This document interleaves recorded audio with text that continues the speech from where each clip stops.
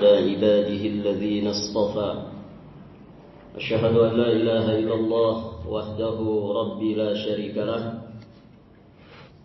وأشهد أن محمدا عبده ورسوله قال الله تعالى في كتابه الكريم يا أيها الذين آمنوا اتقوا الله حق تقاته ولا تموتن إلا وأنتم مسلمون أما بعد اللهم إنا نسألك علما نافعا ونعوذ بك من علم لا ينفع يا حي يا قيوم برحمتك نستغيث أصلح لنا شأننا كله ولا تكلنا إلى أنفسنا طرفة عين.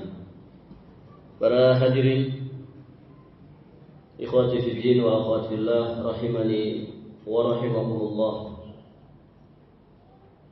Alhamdulillah pada kesempatan ini insyaallah taala kita akan melanjutkan pembahasan kitab tauhid alladzi huwa haqqullah 'alal 'abid karya Syekhul Islam Al-Imam Al-Mujaddid Muhammad At-Tamimi An-Nazdi Al-Hambali alaihi rahmatullah.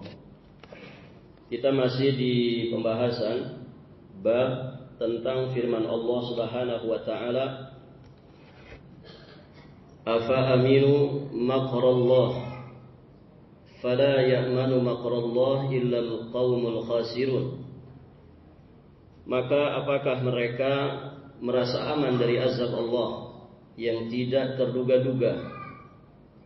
Tiadalah yang merasa aman dari azab Allah kecuali al-khasirun, yakni orang-orang yang merugi. Baik, para jamaah yang dirahmati Allah, bab ini berbicara tentang apa? Sudah pembahasan dari muqaddimah ya bab ini. Berbicara tentang apa? Afa aminu makrallah fala ya'manu makrallah illa al-qaumul khasirun. Bab ini berbicara tentang dua ibadah yang agung yang disebut dengan al-khauf dan ar-raja. Di dalam bab ini muallif rahimahullahu taala beliau mengingatkan kita tentang kewajiban menggabungkan antara khauf dan raja. Karena itulah ibadahnya para nabi dan rasul. Ibadahnya orang-orang beriman. Ibadahnya orang-orang saleh dari zaman ke zaman. Perjalanan hidup mereka bainar raja wal khauf, antara rasa takut dan rasa harap kepada Allah Subhanahu wa taala. Maka para hadirin jamaah yang dirahmati Allah, rasa takut itu tidak boleh menjadikan seseorang berputus asa dari rahmat Allah Subhanahu wa taala. Demikian pula pengharapan seseorang kepada Allah tidak boleh menjadikannya merasa aman dari siksanya. Seorang mukmin muwahhid ibadahnya bainal khauf war raja, antara khauf dan raja. Demikian pula manajemen hidupnya, antara harapan dan juga antara rasa takut. Dia ibaratkan dua sayap. Ada sayap takut, ada sayap harap. Dengan dua sayap inilah para hadirin jamaah yang dirahmati Allah, manusia itu akan sampai kepada tujuannya dengan selamat. Ya, sebagaimana burung, ya dia akan selamat sampai kepada tempat yang dia tuju ketika dua sayapnya normal. Dua sayapnya dalam keadaan yang baik. Baik, para jamaah yang dirahmati Allah Subhanahu wa taala, siapa yang tidak ada salah satu dari dua perkara ini, yakni al-khauf dan raja, atau bahkan tidak ada dua-duanya saat dia berjalan dalam peribadatannya kepada Allah Subhanahu wa taala, maka dia menyimpang ya dari jalannya para nabi dan rasul, menyimpang dari jalannya orang-orang mukmin muwahhid. Baik, para jamaah yang dirahmati Allah.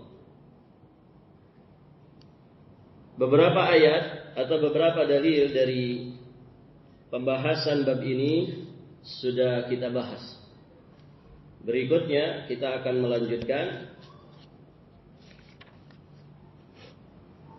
riwayat dari Abdullah bin Abbas radhiyallahu taala anhuma.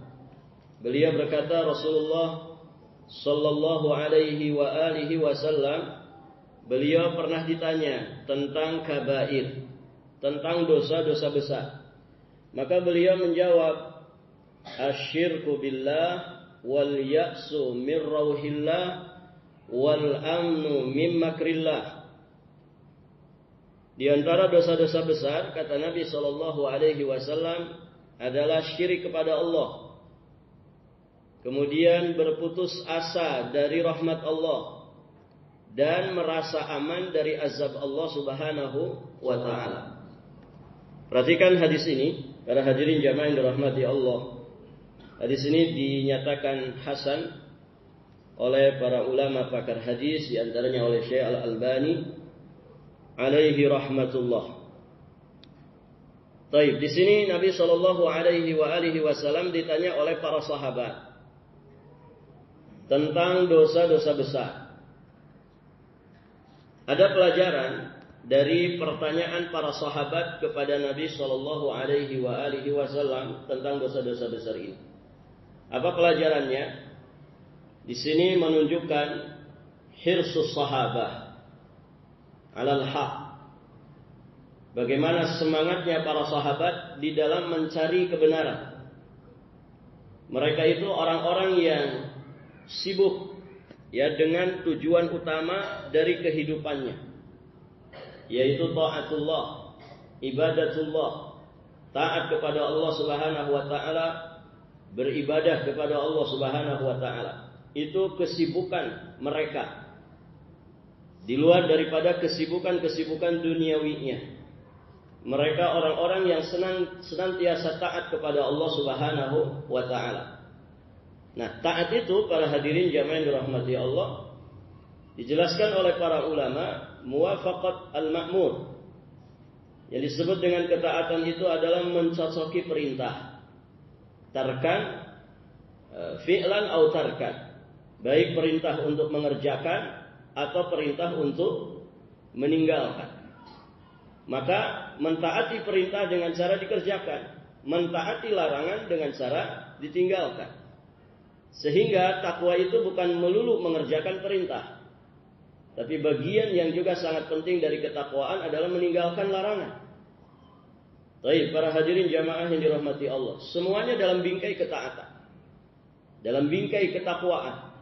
Maka seringkali Nabi Shallallahu Alaihi Wasallam ditanya oleh para sahabat ya tentang dosa-dosa, tentang maksiat-maksiat. Beliau sering ditanya tentang fitan, ya berbagai macam fitnah atau keburukan.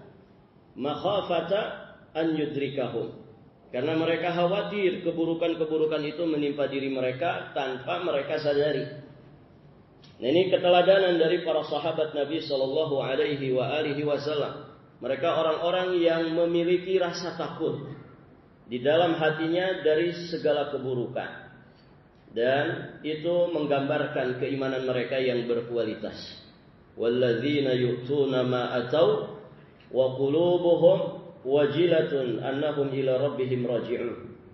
Mereka orang-orang yang memberikan apa yang mereka berikan. Mereka salat, mereka zakat, mereka puasa, mereka taat, mereka beribadah kepada Allah Subhanahu wa taala dengan semaksimal mungkin. Namun dalam keadaan hati mereka juga merasa takut, merasa khawatir.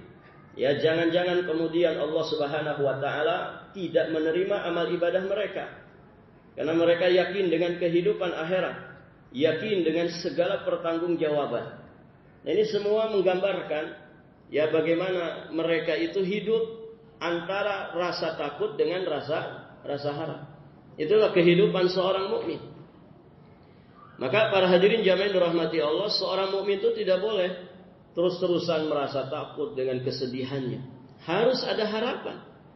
Di dalam kesedihan ada harapan, di dalam harapan juga ada rasa takut. Nah, begitu manusia. Baik, para hadirin jamaah yang dirahmati Allah. Nah, terkhusus adalah di dalam perkara agama kita ini, ya, berkaitan dengan kehidupan akhirat kita, bekal dari kehidupan akhirat kita. Manusia harus selalu menggabungkan antara dua ini. Baik, para hadirin, ya, secara umum manusia ya memang hidupnya antara takut dan harap. Semua juga begitu. Namun kebanyakan manusia khauf dan rojanya hanya seputar urusan dunia. Hanya seputar urusan dunia. Kenapa orang mati-matian bekerja siang dan malam? Barakallahu fikum, rakus terhadap pangkat, jabatan, kedudukan, harta dan lain sebagainya. Itu sejatinya adalah karena dua hal. Ya, mereka takut miskin. Kemudian para hadirin yang dirahmati Allah, mereka berharap kekayaan. Mereka takut di PHK, ya. Kemudian mereka berharap mendapatkan penghasilan dan demikian seterusnya. Ada sebagian orang mati-matian ya memperbagus penampilannya. Kenapa? Karena khawatir. Ada kekhawatiran di situ. Khawatir mungkin dia dianggap orang yang jelek, dianggap orang yang tidak good looking atau apapun itu. Kemudian dia berharap kebalikannya. Dan demikian seterusnya. Ya, manusia hidupnya antara khauf dan roja. Namun tadi kebanyakan khauf dan roja manusia ya berkisar antara ya kehidupan duniawinya. Mereka lupa, para hadirin jamaah yang dirahmati Allah Subhanahu wa taala, bahwa perjalanan kita menuju akhirat juga demikian. Kita mesti memanage antara rasa takut kita dengan rasa harap. Dan para hadirin jamaah yang dirahmati Allah, sebagian ulama menyatakan dua perkara ini mesti selalu berimbang. Mesti selalu berimbang. Apapun keadaan kita, apapun kondisi kita. Walaupun sebagian ulama merincikannya, pernah kita singgung di pembahasan sebelum ini. Namun sebagian ulama menyatakan mesti berimbang. Sampai kemudian ada ungkapan, ya seandainya seluruh penduduk bumi ini semuanya masuk surga kecuali kita, maka para hadirin jamaah yang dirahmati Allah Subhanahu wa taala, hadirkan rasa takut bahwa ternyata satu orang itu adalah kita. Padahal seluruh penduduk bumi masuk surga kecuali satu orang. Maka takutlah yang satu orang itu adalah kita. Seandainya seluruh penduduk bumi ini masuk ke dalam neraka, para hadirin jamaah yang dirahmati Allah, yang selamat cuma satu orang, maka berharaplah satu orang itu adalah kita. Nah, ini gambaran bahwasannya bainal khauf war raja ini harus selalu berimbang. Harus selalu berimbang. Ada juga satu riwayat yang menjelaskan ketika seseorang diambang kematiannya, maka Rasulullah Shallallahu Alaihi Wasallam bertanya kepadanya, apa yang ada pada dirimu? Maka kemudian orang itu menjawab, terkumpul pada diriku dua perkara. Ada harapan, kemudian ada rasa takut. Aku berharap surga di sisi Allah, berharap ampunan, berharap segala kebaikan. Aku pun takut dari segala keburukan, dari siksa Allah Subhanahu wa taala, dari dosa yang tidak diampuni, dari amalan yang tidak diterima. Maka kemudian Nabi Shallallahu Alaihi Wasallam menyatakan, tidaklah terkumpul pada diri seorang mukmin, pada diri seorang hamba, saat dia mau meninggal dunia, dua perkara ini, melainkan Allah Subhanahu wa taala akan berikan apa yang dia harapkan, dan Allah akan selamatkan dia dari apa yang dia takuti. Baik, para hadirin jamaah yang dirahmati Allah. Maka selalu menghadirkan dua perkara ini di dalam kehidupan kita, terutama dalam perjalanan kita menuju Allah Subhanahu wa taala. Karena itulah ibadahnya para nabi dan rasul, itulah ibadahnya orang-orang beriman. Ayat tentang menggabungkan antara khauf dan raja itu ada di surat Al-Anbiya, kemudian ada di surat Al-Mu'minun, yang menunjukkan bahwa demikianlah keadaan ibadahnya para nabi, demikianlah keadaan ibadahnya orang-orang beriman. Baik, para hadirin jamaah yang dirahmati Allah. Kita kembali kepada hadis dari sahabat Ibnu Abbas yang tadi kita bacakan. Di sini Nabi ditanya oleh para sahabat tentang dosa-dosa besar. Kemudian Nabi menjawab dan menyebutkan 3 dosa besar di sini. Yang pertama adalah asyirku billah, yakni syirik kepada Allah Subhanahu wa taala. Jelas ini ya, karena kesyirikan itu akbarul kabair, dosa besar yang paling besar. Beliau mengawalinya dengan menyebutkan dosa syirik kepada Allah Subhanahu wa taala. Kemudian yang kedua dan yang ketiga, inilah yang sedang kita bahas di dalam bab ini, yakni al-ya'su min rauhillah, syirik kepada Allah, berputus asa dari rahmat Allah Subhanahu wa taala. Kemudian wal amnu mim makrillah, dan merasa aman dari azab Allah Subhanahu wa taala. Baik. Berputus asa dari rahmat Allah, ini efek dari apa? Efek dari apa, ikhwan? Efek dari apa? Berputus asa dari rahmat Allah. Rasa takut yang kebablasan. Rasa takut yang berlebih-lebihan. Rasa takut yang tidak pada tempatnya, tidak sesuai dengan bimbingan Allah Subhanahu wa taala dan Rasulnya. Itu akan menghasilkan al-ya'su min rauhillah, putus asa dari rahmat Allah Subhanahu wa taala. Baik. Kemudian yang kedua, merasa aman dari azab Allah. Ini efek apa? Efek dari roja yang kebablasan. Nah, ini tidak boleh seperti itu. Jadi rasa takut tidak boleh kebablasan, rasa harap juga tidak boleh kebablasan. Maka gabungkan di antara dua perkara ini. Ya, supaya ibadah takut kita, ibadah roja kita benar dan berpahala di sisi Allah Subhanahu wa taala. Karena takut itu akan menjadi ibadah ketika disertai dengan roja. Roja juga akan menjadi ibadah, berpahala di sisi Allah Subhanahu wa taala ketika disertai dengan rasa harap. Rasa takut akan menjadi ibadah ketika disertai rasa harap. Rasa harap akan menjadi ibadah ketika disertai dengan rasa takut. Baik, para hadirin jamaah yang dirahmati Allah. Makanya Imam Ibn Rajab Al-Hambali alaihi rahmatullah juga dinukil oleh banyak para ulama. Ya, Syekhul Islam Ibn Taimiyah alaihi rahmatullah juga menyampaikan bahwa orang yang ibadah kepada Allahnya hanya dengan rasa takut saja, fahuwa haruri, maka dia itu adalah khawarij, ya, haruri. Makanya para hadirin jamaah yang dirahmati Allah, orang-orang khawarij itu dia tidak menempatkan rasa harap pada dirinya, juga pada orang lain. Makanya begitu mudah, begitu gampang mengkafir-kafirkan orang. Ya. Ada orang berbuat dosa besar, tidak ada harapan. Kafir kamu, murtad dari Islam, kekal di dalam api neraka. Dia tidak menempatkan harapan pada dirinya sendiri, juga pada orang lain. Sehingga mudah mengkafir-kafirkan orang. Nah, ini tentu berbahaya para hadirin jamaah yang dirahmati Allah. Disangkanya rahmat Allah itu terbatas. Padahal selama hayat masih dikandung badan, selama itu pula rahmat Allah, ya, peluangnya masih besar untuk didapatkan oleh seseorang.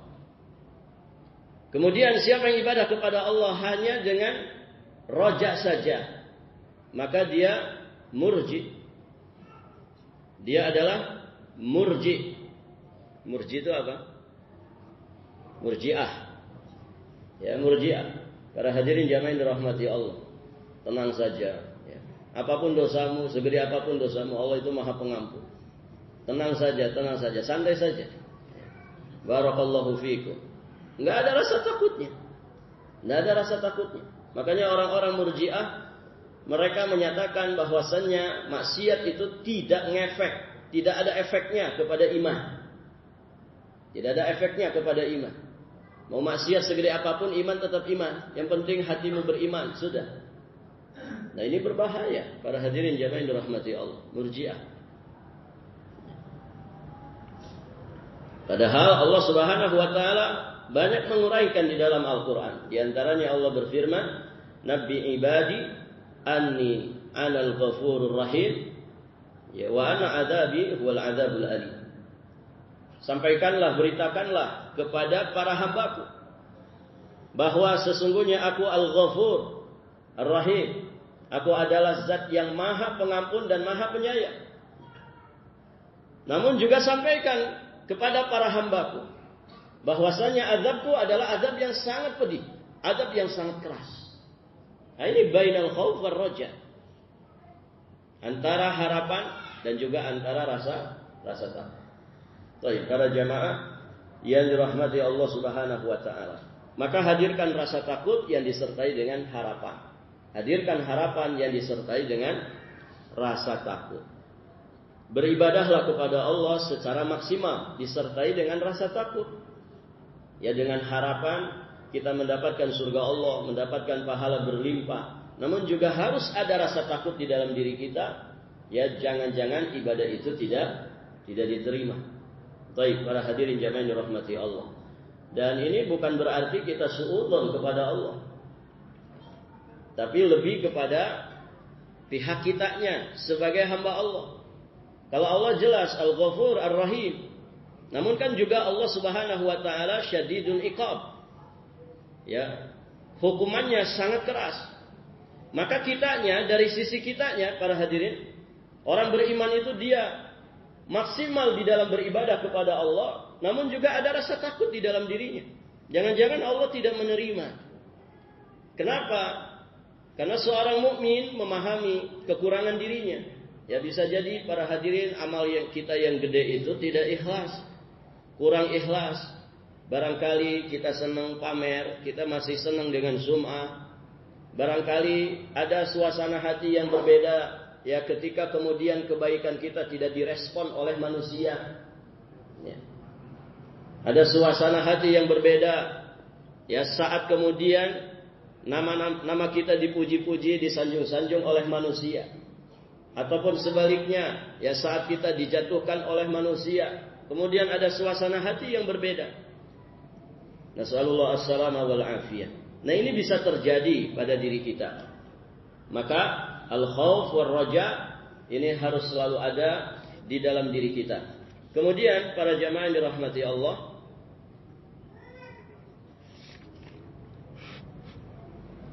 di hadis berikutnya mirip ya. Hadis riwayat Abdul Razzaq dari Abdullah bin Mas'ud radhiyallahu taala anhu. Wasanya beliau berkata, akbarul kabair al-isyrak billah. Dosa-dosa besar yang paling besar adalah al-isyrak billah. Nabi selalu menyebutkan dosa syirik pertama kali. Kemudian yang kedua, wal amnu min makrillah wal qunut min rahmatillah. Merasa aman dari rahmat Allah, kemudian berputus asa. Merasa aman dari makar Allah, berputus asa dari rahmat Allah. Wal ya'su min rauhillah. Baik, para hadirin jamaah yang dirahmati Allah, al-qunut min rahmatillah wal ya'su min rauhillah ini miripnya. Baik, para hadirin jamaah yang dirahmati Allah. Di dalam riwayat ini kembali kita diingatkan tentang dosa-dosa besar. Dan dua riwayat tersebut mirip para hadirin jamaah yang dirahmati Allah.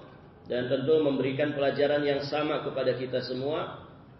Pertama, bahwa dosa yang paling besar di antara sekian banyak dosa-dosa besar adalah syirik kepada Allah Subhanahu wa taala. Kemudian yang juga terkait dengan pembahasan bab kita, merasa aman dari makar Allah, kemudian berputus asa dari rahmat, ya, berputus harapan dari pertolongan Allah Subhanahu wa taala. Ketika Nabi ditanya tentang akbarul kabair, di sini juga para ulama menjelaskan bahwa dosa itu ada dosa kecil, kemudian ada dosa besar. Ya, dosa itu ada dosa kecil, ada dosa besar. Dan para jamaah yang dirahmati Allah, dua istilah ini juga kadang diungkapkan oleh para ulama dengan istilah as-su'u wal fahsya. Ketika Allah Subhanahu wa taala menjelaskan ya bahwa kita dilarang mengikuti langkah-langkahnya syaitan. Karena sesungguhnya setan itu adalah musuh nyata bagi kita. Kemudian Allah menegaskan sesungguhnya setan itu hanyalah memerintahkan kepada manusia bisu'i wal fahsya'i wa an taqulu 'ala Allahi ma la ta'lamun. Setan itu hanyalah memerintahkan kepada manusia dengan su dan fahsya dan berkata kepada Allah Subhanahu wa taala atau berbicara tentang Allah dengan sesuatu yang tidak diketahuinya. Nah, sebagian mufassir menjelaskan as-su wal fahsya itu maksudnya adalah dosa kecil dan dosa besar. As-su itu adalah semua keburukan berupa maksiat-maksiat dan kesalahan yang kecil. Ya, sedangkan al-fahsya itu adalah dosa-dosa besar. Semua keburukan yang tingkatannya adalah termasuk kategori dosa besar. Makanya para hadirin jamaah yang dirahmati Allah, zina itu kadang juga diungkapkan dengan istilah fahsya. Baik, para hadirin jamaah yang dirahmati Allah. Kedua-duanya apakah itu dosa besar, apakah itu dosa kecil, tentu harus kita waspadai. Kenapa? Karena dosa kecil itu ketika kemudian sering dikerjakan, ditumpuk setiap hari, maka dia akan berubah statusnya. Dosa kecil kalau ditumpuk jadi dosa besar. Innal jibal minal hasa. Ya, sesungguhnya gunung yang menjulang tinggi, gagah perkasa, sejatinya itu adalah tumpukan dari kerikil kecil. Begitu kan? Buktinya kalau kemudian meletus, ya dia menjadi partikel-partikel yang sangat kecil sekali. Baik, para hadirin jamaah yang dirahmati Allah. Maka ya, tidak ada saghair ma'al isra. Ya, tidak ada dosa-dosa kecil yang kemudian dikerjakan terus-menerus. Walaupun para hadirin jamaah yang dirahmati Allah, dosa-dosa kecil itu bisa hapus tanpa taubat kepada Allah. Caranya bagaimana? Dengan mengganti atau dengan mengiringinya dengan kebaikan-kebaikan. Makanya para jamaah yang dirahmati Allah, banyak sekali riwayat-riwayat hadis yang menjelaskan kepada kita ya bahwasannya misalkan Jumat 1 ke Jumat berikutnya, Ramadan 1 ke Ramadan berikutnya, satu umrah kepada umrah berikutnya, barakallahu fiikum, ya, itu semua mukaffirat, menjadi penggugur dari dosa-dosa idzunibatil kabair. Ya, apabila dosa-dosa besar itu dijauhi. Masya Allah, para hadirin jamaah yang dirahmati Allah, dari sini menunjukkan bahwa dosa-dosa kecil itu bisa berguguran dengan kebaikan-kebaikan yang kita lakukan. Satu salat ke salat berikutnya, satu Jumat ke Jumat berikutnya, satu Ramadan ke Ramadan berikutnya, satu umrah ke umrah berikutnya. Langkah-langkah kaki kita itu akan menggugurkan dosa-dosa. Nah, dosa yang dimaksud adalah dosa-dosa kecil. Baik, para hadirin jamaah yang dirahmati Allah. Adapun dosa-dosa besar, maka wajib ditaubati. Ya, wajib ditaubati. Dosa syirik itu wajib ditaubati. Para jamaah, mungkin ada di antara sebagian kita pernah melakukan, ya, menjadi pelaku, atau bisa saja pernah ikut-ikutan, atau sempat berkeyakinan dengan keyakinan-keyakinan yang syirik. Maka para hadirin jamaah yang dirahmati Allah, kewajiban kita segera taubat. Kewajiban kita segera bertaubat kepada Allah Subhanahu wa taala, taubatan nasuha. Karena apa? Dosa syirik itu tidak akan diampuni oleh Allah jika dibawa mati. Ya, adapun jika kita taubati, taubat nasuha, maka ada harapan besar kepada Allah. Allah Subhanahu wa taala mengampuni dosa syirik. Dan para jamaah yang dirahmati Allah, di sini juga penting kita selalu berlindung dari dosa syirik. Ya, doa yang selayaknya tidak lepas dari lisan kita dalam setiap rangkaian doa-doa kita adalah doa berlindung dari kesyirikan. Ya, doa berlindung dari kesyirikan. Apa doanya? Doanya apa, ikhwan? Allahumma inni a'udzubika an usyrika bika syai'an wa ana a'lam wa astaghfiruka lima la a'lam. Ini doa jangan dilupakan, ikhwan. Kalau bisa sebelum antum minta apapun, berlindung dulu dari dosa syirik. Ya. Tidak ada jaminan ya iman kita itu iman yang benar, iman yang lurus. Begitu ya. Karena godaan setan terbesar itu adalah menjadikan manusia supaya terjerumus ke dalam kesyirikan. Mungkin amal kita hebat, mungkin amal kita gede, barakallahu fikum, tapi setan itu pengalamannya luar biasa, ikhwan. Ya. Orang model-model kita ini Allahu a'lam. Ya. Kira-kira setan yang berhadapan dengan kita ini setan kelas yang mana, begitu? Bisa jadi setan-setan kelas teri. Ya, sudah berhasil memalingkan kita dari jalan tauhid. Maka tidak ada jaminan. Dan godaan kekufuran, godaan kesyirikan itu sangatlah besar. Ya. Orang mungkin para hadirin jamaah yang dirahmati Allah merasa aman. Tidak mungkin Ustaz. Ya. Saya loh muslim, mukmin, tidak mungkin nyembah berhala, begitu kan? Tidak mungkin seperti orang-orang di luar Islam yang nyembah-nyembah patung, nyembah pohon. Baik, para hadirin jamaah yang dirahmati Allah, dalam perjalanan belajar akidah ini, ya kita bisa semakin memahami dan mendalami. Ternyata, ya sesuatu yang dipertuhankan itu bukan hanya batu saja. Bukan hanya kayu saja. Bukan hanya patung. Ya bukan hanya benda-benda yang berfisik. Dari segala sesuatu selain Allah. Ya dunia bisa dipertuhankan oleh manusia. Hawa nafsu bisa dipertuhankan oleh manusia. Pangkat, jabatan, kedudukan bisa menjadi Tuhan. Nasallallahu assalam. Maka para hadirin jamaah yang dirahmati Allah, tidak ada daya dan kekuatan kecuali hanya dari Allah. La haula wala quwata illa billah. Banyak orang yang kemudian menyimpang dari keimanan yang benar, ya karena godaan syahwat dunia yang begitu luar biasa. Gitu ya.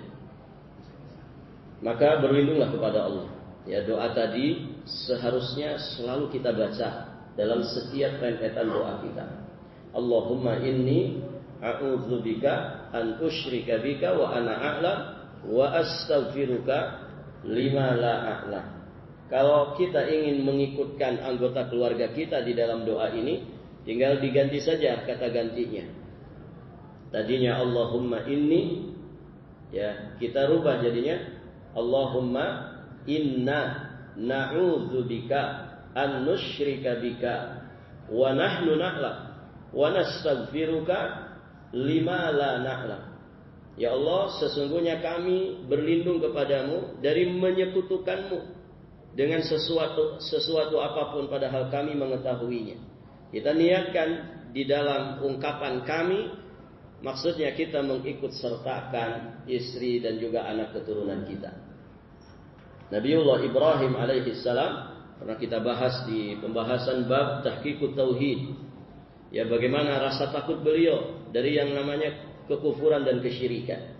Beliau sampai kemudian berdoa kepada Allah, Allahumma junubni wa baniya an na'budal asnam. Ya Allah, jauhkanlah diriku dan anak keturunanku dari beribadah kepada berhala. Berhala yang dimaksud adalah segala sesembahan selain Allah.